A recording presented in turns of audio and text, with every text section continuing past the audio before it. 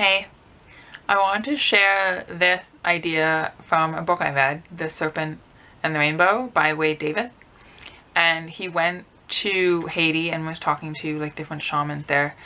And one of their ideas is that all is poison, nothing is poison. And the kind of the way that they talked about it was that they said the most poisonous thing in the world could be a lime. If a shaman cut a lime on a tree in half and left half of it on the tree and took half of it like into a temple and blessed it and then cursed the half on the tree, that lime can either be a blessing or it can be a curse.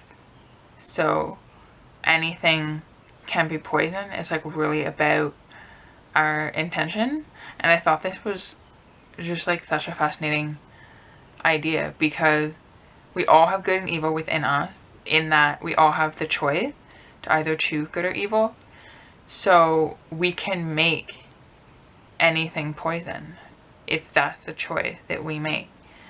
And as someone who's been narcissistically abused, we know that the phrase "I love you" can be used as poison. The narcissist uses that to hurt you and confuse you and make you feel guilty and whatever else. But obviously the phrase "I love you" can also be used to make someone feel good and to love them. So anything can be used in any way. And I just thought that was really interesting, because it can be kind of easy to say like, oh, this thing is good and this thing is bad. But all is poison, nothing is poison.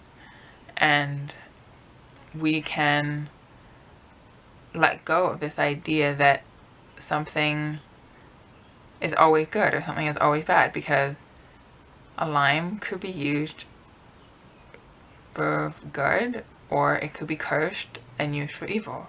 And it's all about what we choose, because we are the ones who set the intention with what we do. So you could be eating an apple, which is like a very nourishing, healthy food, but if you're very angry and hateful while you're eating it, you're infusing the food with that energy and effectively poisoning yourself with that negative energy. So you can bless or curse anything, because you have the power with your intention to affect the energy of things around you.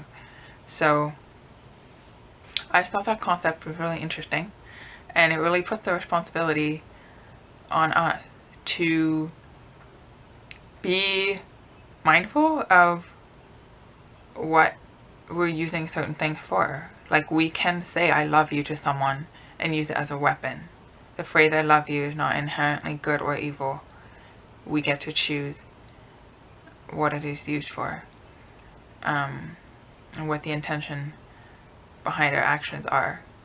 Just as giving someone a gift is not necessarily nice. You could be doing that to manipulate them or to make yourself feel better because you hurt them, but you don't want to like apologize and like actually face it. So you're like, oh, I'll just give them a gift and like that'll make up for it.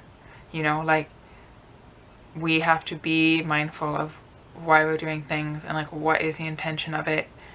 And maybe something that could be seen as evil could actually be seen or could actually have a loving intention.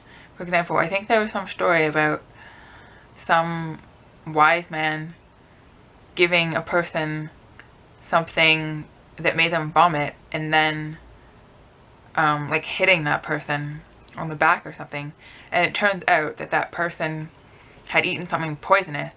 So it was like actually a loving act to make them vomit, and then they were hitting them to like help them vomit or something. So it was like actually a loving act that saved their life, even though it appeared evil.